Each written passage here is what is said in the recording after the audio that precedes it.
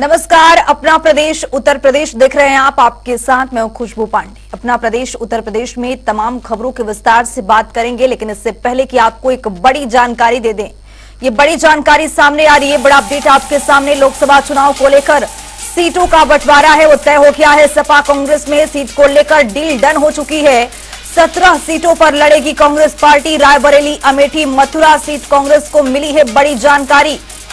कानपुर, फतेहपुर सिकरी भी कांग्रेस के हाथ लगी है। थोड़ी देर में सपा कांग्रेस संयुक्त यहां पर प्रेस कॉन्फ्रेंस करने वाली है। बड़ी जानकारी से आपको रूबरू करा रहे हैं। सपा कांग्रेस में सीट को लेकर डील डन हो चुकी है। लोकसभा चुनाव को लेकर सीटों का ये बंटवारा, 17 सीटें यहां पर कांग्रेस को मिली हैं। 17 सीटों पर कांग्रेस पार्टी लड़ेगी। रायबरेली, तमाम ऐसे क्षेत्र हैं जो कांग्रेस के खाते में आई है। ये बड़ी जानकारी। 17 सीटों पर कांग्रेस चुनाव लड़ेगी।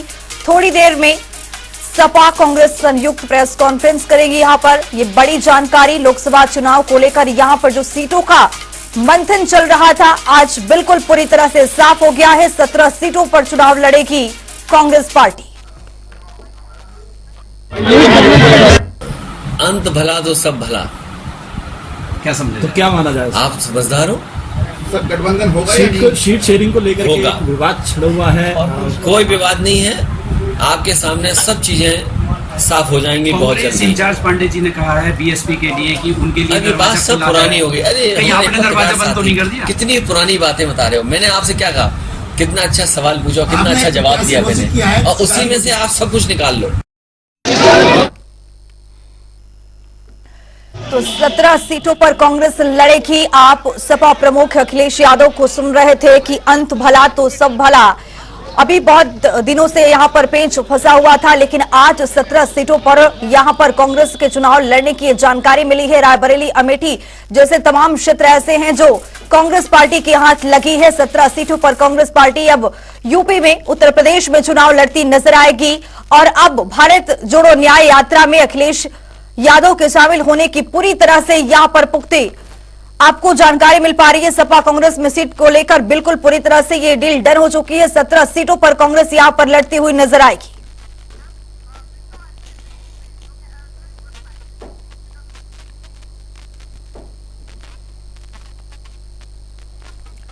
तो थोड़ी देर में सपा कांग्रेस संयुक्त प्रेस कॉन्फ्रेंस करेगी। आपको बता दें कि यहां पर लगातार हमारे साथ हमारे दोनों सहयोगी लखनऊ से लाइव जुड़ चुके हैं। आपको बता दें कि तौकीर किदवई हमारे संवाददाता अनिल के अंकुर हमारे स्टेट ब्यूरो जुड़ चुके हैं। सबसे पहले अनिल के अंकुर जी, आपके पास आते हुए यहां पर जिस तरह से यहां पर सपा प्रमुख अखिलेश यादव की ओर से बयान निकलकर के सामने आया है कि अंत भला तो सब भला, यहां पर 17 सीटों पर लगातार यहां पर कांग्रेस पार्टी चुनाव लड़ेगी। सपा की ओर से यहां पर क्लियर किया गया है। क्या कुछ जानकारी आपके पास मिल पा रही है? देखिए, जिस तरीके से स्थिति है वो निश्चित रूप से कांग्रेस ने 20 सीटों को दावेदारी की है, और 20 सीटों में वो भी तमाम सीटें हैं जो कि उत्तर प्रदेश की राजधानी लखनऊ की सीटें वो भी है। लेकिन यहाँ पे जिस तरीके से समाजवादी पार्टी ने अपने प्रत्याशी रविदास मेहता को पहले से घोषित कर दिया है, और लेकिन वहीं दूसरी ओर यहाँ पर राजन मिश्रा कांग्रेस के वरिष्ठ नेता हैं, यूनिवर्सिटी के नेता रहे हैं, वो भी अपनी दावेदारी ठोक रहे थे कांग्रेस की तरफ से। तो ऐसी स्थिति में पता करने की जरूरत होगी कि अब इस सीट पर कितना समझौता होता है या नहीं होता है। लेकिन आज बड़ी आश्चर्यजनक बात यह रही कि अभी तक जिसको लेकर के तमाम कयासे लगाए जा रहे थे कि कल अखिलेश उनकी रैली में नहीं गए, अमेठी में शामिल नहीं हुए, और जबकि पहले से घोषणा की रायबरेली में अमेठी में शामिल होंगे, लेकिन नहीं शामिल हुए, तो ये कयास लगाए लगने लग रहे थे कि समाजवादी पार्टी ने कांग्रेस से दूरियां बढ़ा ली है। लेकिन आज जिस तरीके से उन्होंने अपना रुख साफ किया अखिलेश यादव ने, और साफ साफ बताया कि हम आज भी इनके साथ हैं।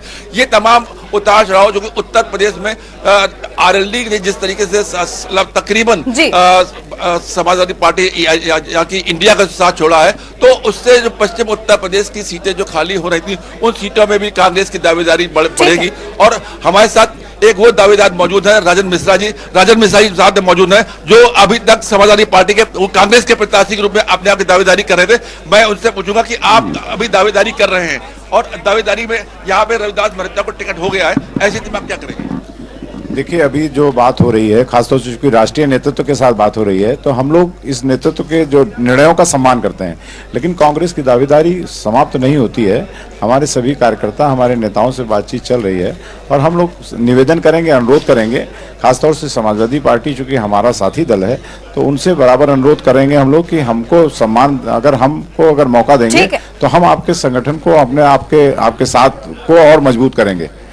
और मैं समझता हूं कांग्रेस की एक मजबूत दावेदारी लखनऊ में है, और अगर आप करते हैं, अगर मेरे साथ आते हैं, तो हम लोग इस बात की उम्मीद भी कर रहे थे कि हम और जगह पे भी आपको मजबूत करेंगे, लेकिन कांग्रेस को लखनऊ से लड़ने देते हैं तो आपके लिए। अगर आपको टिकट न मिली तो क्या विद्रोही रूप आएंगे?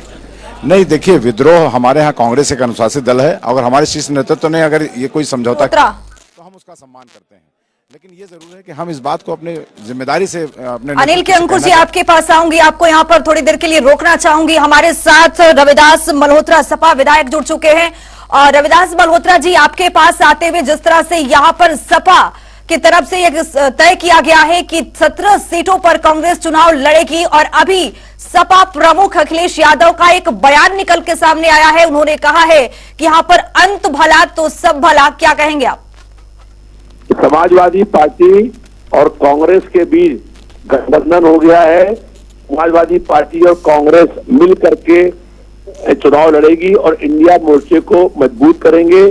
2024 में केंद्र में इंडिया की सरकार बनेगी।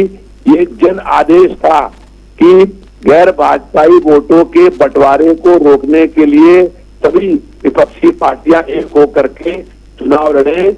समाजवादी पार्टी ने इस पर पहल करी थी और कांग्रेस पार्टी के साथ उत्तर प्रदेश में गठबंधन हो गया है। हमारा नारा है कि 80 हराओ, भाजपा हटाओ। 80 सीटों पर यह गठबंधन चुनाव जीतेगा।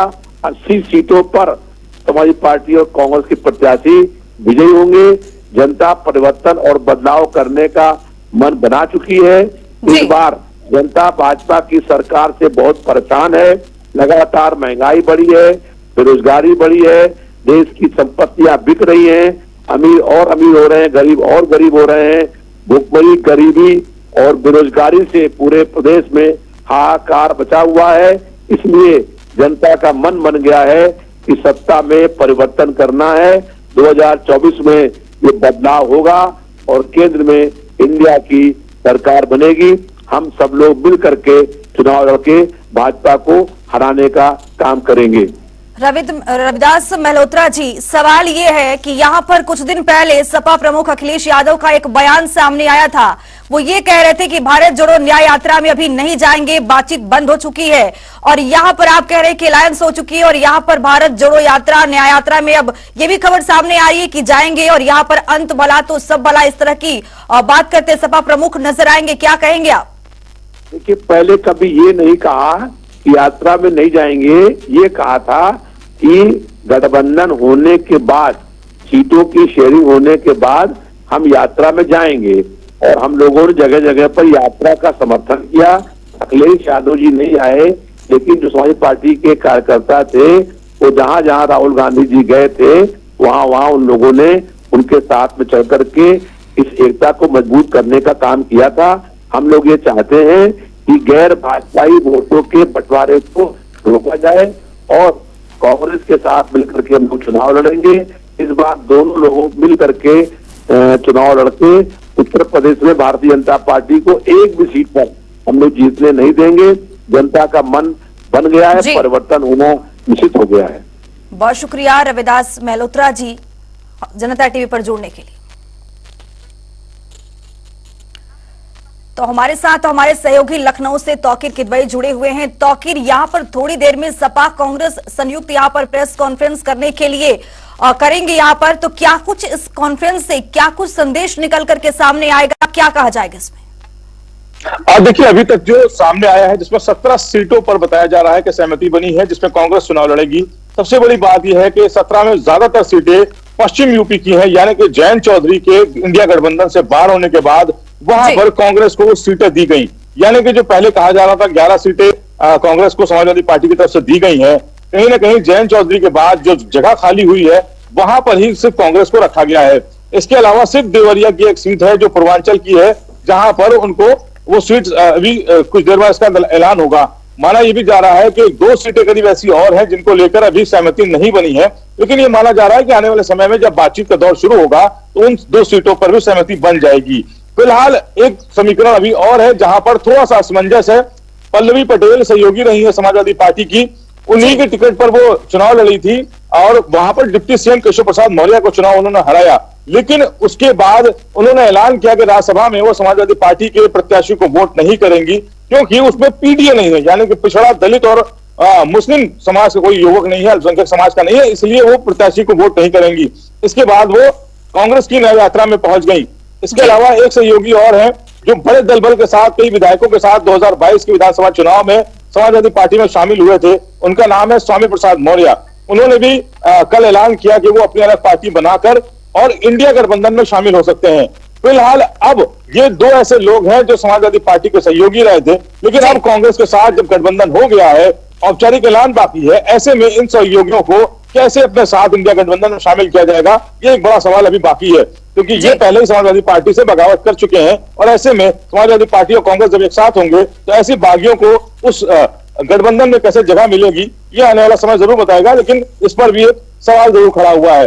वहीं जो सीटें भी दी गई हैं, ज्यादातर सीटों पे जब 2019 का लोकसभा चुनाव हुआ तो एक बड़ा अंतर था। ऐसे में कांग्रेस ये अंतर को कैसा पूरा करेगी, क्योंकि जब जो प्रदेश की जो सबसे बड़ी पार्टियां हैं, चाहे वो बसपा हो चाहे वो समाजवादी पार्टी हो, जब 2019 में ये साथ लड़े तो भी वहां पर 1 लाख से 1.5 लाख का वोट का फर्क था। ऐसे में कांग्रेस और समाजवादी पार्टी साथ लड़कर कितना गोल खिलाएगी, ये आने वाला समय बताएगा। जी अनिल जी, आपके पास आते हुए यहाँ पर किस तरह से ये जो अलायंस है वो पटरी पर लौटी है, जानकारी ये भी मिल पा रही है कि जो अभी भी 3 सीटें हैं उस पर भी पेच फंसी हुई है, क्या कुछ जानकारी आपके पास? देखिए, लगातार वार्ता जारी है, दोनों संगठनों के बीच में लगातार बातचीत चल रही है और इससे समझा जा रहा है कि जो भी अभी जो कांग्रेस ने दावेदारी की है उसमें कहीं ना कहीं समझौता हो जाएगा और समाजवादी पार्टी भी थोड़ा सा मतलब सहयोगात्मक तरीके से रवैया अपनाए हुए है। जैसा कि मैंने बताया, लखनऊ की जो सीट है, जैसा कि अभी रविदास भरत से बात हो रही थी, वो बता रहे थे कि वो यहाँ पे ऑलरेडी घोषित कैंडिडेट है, लेकिन जो कांग्रेस से यहाँ पे टिकट मांग रहे थे, राजन मिश्रा जी लगातार मेरे साथ मौजूद है, मैंने उनसे पूछा भी था कि क्या आपको जब से यहाँ पे टिकट घोषित हो गई है और आपको टिकट नहीं मिली है तो क्या आप क्रांति कर जाएंगे या विद्रोही कैंडिडेट के रूप में चुनाव लड़ेंगे, तो उन्होंने साफ साफ इनकार कर दिया कि ऐसा नहीं है, पार्टी जो कहेगी। अभी मैं उनसे फिर पूछना चाहूंगा लास्ट आखिरी बात कि आपका क्या रवैया रहेगा? देखिए, ये हमारी कांग्रेस पार्टी अनुशासित पार्टी है। वैसे तो हमारी 80 की 80 सीटों पे तैयारी थी, हमारे कांग्रेस के नेतृत्व ने हम लोग को निर्देश दे रखा था और हम लोग सभी सीटों पर हम लोग बराबर से तैयारी कर रहे थे। लेकिन कांग्रेस नेतृत्व चूंकि बड़ी लड़ाई है, भारतीय जनता पार्टी से लड़ाई है, बड़े तैयारी में हम लोगों को ये बात का ध्यान रखना है कि हम लोग बड़ी लड़ाई को जीतने के लिए बहुत सारे समझौते करते हैं, लेकिन कांग्रेस को खासतौर से लखनऊ की सीट को लेकर के हम लोग पूरी तरह से आशान्वित हैं कि ये सीट हम लोगों के समझौते में आनी चाहिए थी और हो सकता है मैं इनसे अनुरोध भी करूंगा अपने साथी दल से भी कि इस पर विचार जरूर करें। एक सवाल ये भी उठता है कि आप तो लगातार दावेदारी कर रहे हैं, जो अन्य सीटें हैं जहां पे विवाद बना हुआ है वहां क्या सीन चल रहा है, कितनी सीटें आपको मिलने की और उम्मीदें? देखिए, हम लोगों के अभी तो जो समझौते की जो बातचीत चल रही थी, हम लोगों की 20-21 सीटों की बातचीत चल रही थी, लेकिन शायद हम लोगों की 1-2-3 सीटें कुछ कम पर हम लोग की चर्चा हुई है, लेकिन बराबर हम लोग इस पर अपने साथी दल से बातचीत चल रही है कि हम लोग अपना अनुरोध कर रहे हैं कि हम लोग सभी सीटों पर मजबूती से लड़े और कुछ सीटें जो हम लोग को देनी चाहिए वो दें, और खासतौर से लखनऊ की सीट को बिल्कुल इस पर हम लोग पुरजोर हम लोग इस चीज को अपना बात रख रहे हैं कि लखनऊ की सीट हमको दें। देखिए, जैसा कि बता रहा कि दावेदारी लगातार बनी हुई है, ये प्रेस कॉन्फ्रेंस स्थल है, सामने देखिए बोर्ड लग गया। मैं कैमरा पर्सन से कहूंगा कि वो दिखाएं कि किस तरीके से सजावट हो रही है प्रेस कॉन्फ्रेंस स्थल पर। ये संयुक्त प्रेस वार्ता समाजवादी पार्टी और भारतीय राष्ट्रीय कांग्रेस की 21 फरवरी को ये तैयारी है। मीडिया पूरी तरह आ चुका है, लेकिन ऐसा समझा जा रहा है कि जो समाजवादी पार्टी के जो नेता और कांग्रेस के नेता जिनको आना, उनको आने में थोड़ा विलंब लगेगा। जी बहुत शुक्रिया तौकीर और अनिल तमाम जानकारी साझा करने के लिए। तो 17 सीटों पर कांग्रेस यहां पर चुनाव लड़ेगी, लगातार यहां पर तय किया गया है। सपा कांग्रेस में सीट को लेकर डील डन हो चुका है। खबरों में आगे बढ़ेंगे। सीएम योगी आदित्यनाथ सीतापुर के दौरे पर रहे हैं, जहां पर नौवीं शरण के राज्य राजेश्वरी मंदिर के प्राण प्रतिष्ठा में शामिल हुए। इस दौरान भारी संख्या में साधु संत भी मौजूद रहे हैं। सीएम योगी ने 9वीं शरण में हजारों ऋषियों ने साधना की है। ये 7 साधु संतों की भूमि है। आपको बता दें कि विकास तेजी से किया जा रहा है। अयोध्या के राम मंदिर की तरह राजेश्वरी मंदिर में भी भक्तों की भीड़ देखने को मिलेगी।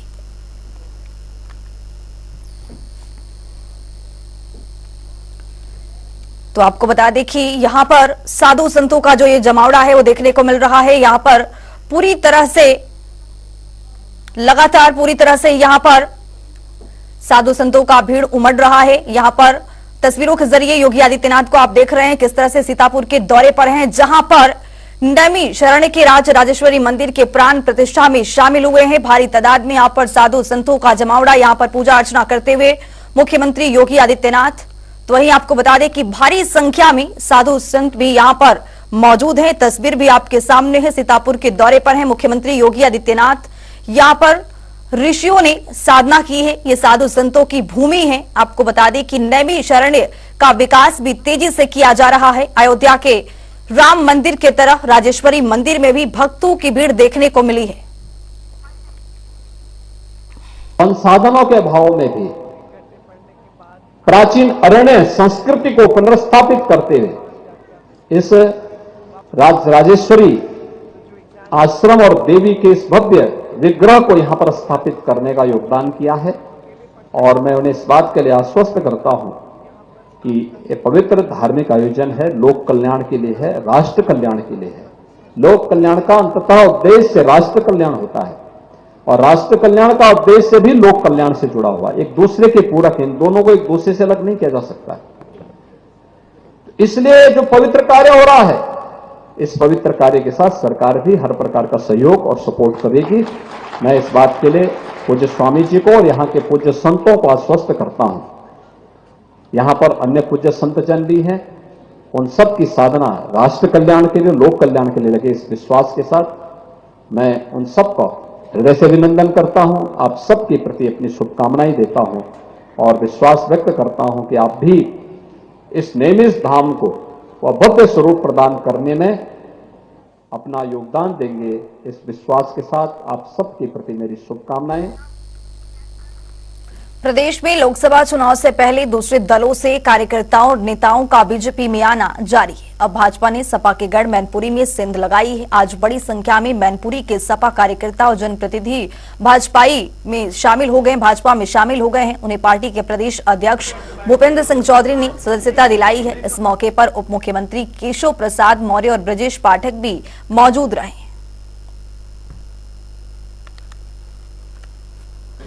भारतीय जनता पार्टी का कारभार तेजी के साथ आगे बढ़ रहा है। माननीय प्रधानमंत्री नरेंद्र मोदी जी की गरीब कल्याण योजनाओं ने जंगल में पैठ बनाई है। ये पहली बार कोई केंद्र की ऐसी सरकार है जो 10 वर्ष के बाद भी इंटर इनकम्बेंसी न हो। सन 2014 के पहले क्या हालात थी? जब भारत का नाम आता था तो दुनिया के सर्वाधिक भ्रष्टाचार करने वाले देशों की सूची में आता था। कांग्रेस की सरकार चल रही थी, यूपीए 1 और 2 की सरकार चल रही थी। लेकिन इन 10 वर्षों में माननीय मोदी जी की सरकार पर कोई भी लांछन लगने नहीं पाया। शुचिता के साथ, पारदर्शिता के साथ गरीब की बात को आगे बढ़ाने का काम मोदी जी ने किया। देश के हित में, प्रदेश के हित में, गरीब के हित में, किसान के हित में, नौजवान के हित में, किसान के हित में, महिलाओं के हित में जो काम करने वाली पार्टी है वो भारतीय जनता पार्टी के भाजपा। आपको इस बात का गर्व होना चाहिए कि भारतीय जनता पार्टी विश्व की सबसे बड़ी पार्टी। इस पार्टी के 18 करोड़ सदस्य हैं। आज से उन 18 करोड़ सदस्यों के परिवार का आप हिस्सा बनने जा रहे हैं। ऐसे समय आप और भाई बहनों, उत्तर प्रदेश देश की सरकार का जो कामकाज, उस काम के आधार पर सामान्यतः सरकारों के प्रति नाराजगी, इनकम्बेंसी का सामना करना पड़ता है। लेकिन आज हमारे लिए गर्व की बात है, हमारे नेतृत्व के प्रति, मोदी जी के प्रति लोगों का इसमें और समर्थन लगातार बढ़ रहा है। और अलग अलग क्षेत्रों में अलग अलग राजनीतिक विचारधारा से काम करने वाले लोग आज सब लोग मन बनाकर मोदी जी के साथ, भारतीय जनता पार्टी के साथ, योगी जी के साथ जुड़ना चाहते हैं। और भारतीय जनता पार्टी के भी हमारी पार्टी का जो सिद्धांत है, हमारी पार्टी सर्वव्यापी है, सर्वस्पर्शी है। और माननीय प्रधान अब बात 5 मिनट में 25 बड़ी खबरों का। प्रयागराज में बस कंडक्टर पर चापड़ करने वाले आरोपी की जमानत खारिज, अपराध की गंभीरता को देखकर की खारिज।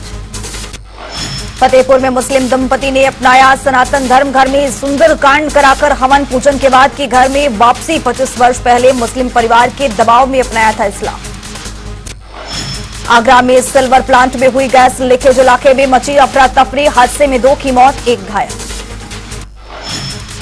सहारनपुर में मुनि श्री विद्यासागर महाराज जी का देवलोक गमन, जैन समाज ने समर्पित की विनय अंजलि, बड़ी संख्या में उपस्थित रहे महिला पुरुष।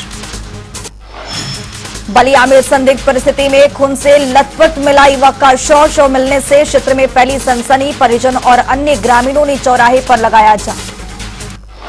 सहारनपुर में पुलिस और बदमाश की मुठभेड़, 25,000 इनामी बदमाश के पैर में लगी गोली, पुलिस ने घायल बदमाश को अस्पताल में कराया भर्ती।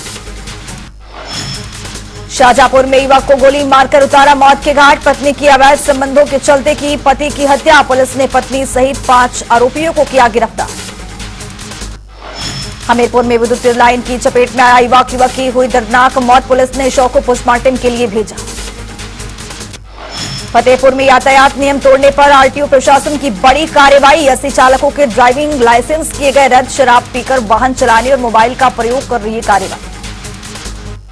मुजफ्फरनगर के तहसील परिसर में युवक ने किया आत्महत्या का आत्मदाह का प्रयास, आनन फानन में तहसील कर्मचारियों ने युवक की बचाई जान, कर्मचारियों पर अभद्रता की गंभीर आरोप लगाए। सहारनपुर में अल्ट्रासाउंड संचालक ने दी गलत रिपोर्ट, महिला मरीज ने तोड़फोड़ कर किया हंगामा। आजमगढ़ में महिला चिकित्सालय में महिला मरीजों को करना पड़ता है मुश्किलों का सामना, बिजली गुल के चलते मरीजों का रहना पड़ता है, अंधेरे में अस्पताल में व्यवस्था नहीं है पूरी। बाराबंकी में पिता पुत्र के ट्रैक्टर ने मारी टक्कर, हादसे में 3 गंभीर रूप से हुए घायल, 1 की मौत, पुलिस ने शव को कराया पोस्टमार्टम। एंट्रा में स्टील तार की चपेट में आया किसान, परिजनों ने किसान को अस्पताल में कराया भर्ती, डॉक्टर ने किया मृत घोषित।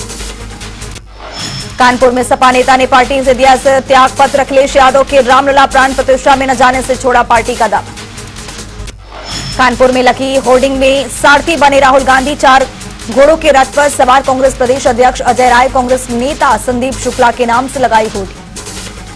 जरान में पत्रकारों ने पीएम को भेजा 6 सूत्रीय मांग पत्र, आयुष्मान योजना में शामिल किए जाने की उठाई मांग, डीएम को सौंपा ज्ञापन। बाराबंकी में मजदूरों की बेटी का लेखपाल के पद पर हुआ चयन, घर पर बधाई देने वालों का लगातार रात दिन डिबरी के उजाले की पढ़ाई।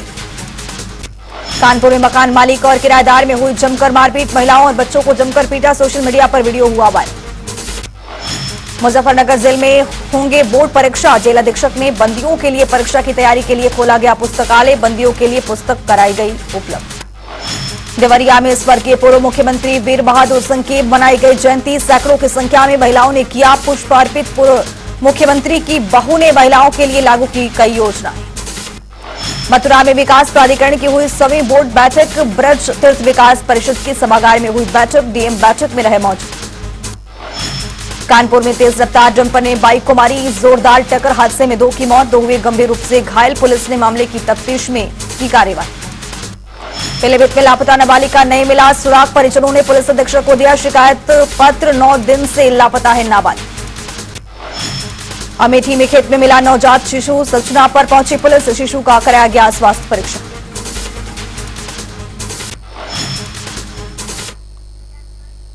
इस बुलेटिन में मेरे साथ इतना ही, नमस्कार।